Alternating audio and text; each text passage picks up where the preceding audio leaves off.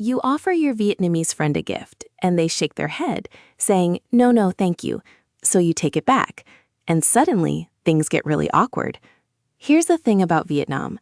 The first no is almost never the final answer. Imagine walking into someone's home and they offer you a glass of water or a plate of fruit. Your instinct might be to just say, "Yes, please." But in Vietnam, there's a delicate dance that happens first. The polite, expected response is to refuse at least once. Saying, "Oh no, please don't trouble yourself," isn't a rejection. It's step one of the ritual. It shows humility. It signals that you're not a demanding or greedy guest.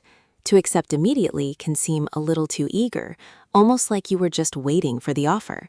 But this dance isn't just about table manners. It's connected to the very fabric of how people relate to each other.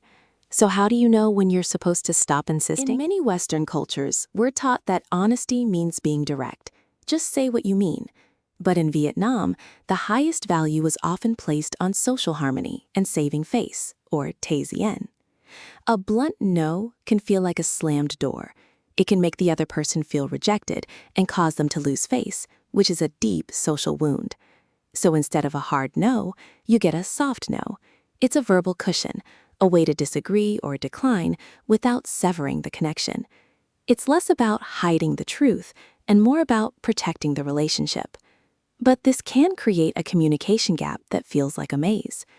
What if I told you the way out of the maze is to stop listening to the words and start understanding the invitation? Here is the reframe. Stop thinking of that initial no as a rejection. Think of it as an invitation to show your sincerity. When a Vietnamese person refuses your offer, they are giving you a chance to prove you really mean it. Are you just being polite, or is your offer genuine? By insisting gently a second or even a third time, you're not being rude or pushy. You are confirming the sincerity of your gesture. You're saying, "I genuinely want you to have this," or "I genuinely want to help." It transforms the interaction from a simple transaction into a moment of mutual respect. I didn't truly get it until it happened to me with a plate of mangoes. I was visiting my friend's family, and his grandmother, his ba, spent the afternoon sitting quietly in the corner. Later that evening, she came over with a plate of perfectly sliced mango, offering it to me. I was full from dinner, so I smiled and said, "Oh, no thank you, ba, I'm okay."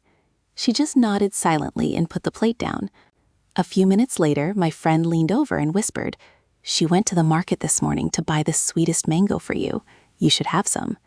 In that instant, I understood. My polite Western no wasn't heard as "I'm full." It was heard as "I don't want the gift you prepared for me." I immediately took a piece, and her entire face broke into a huge, radiant smile. The no was never about the fruit.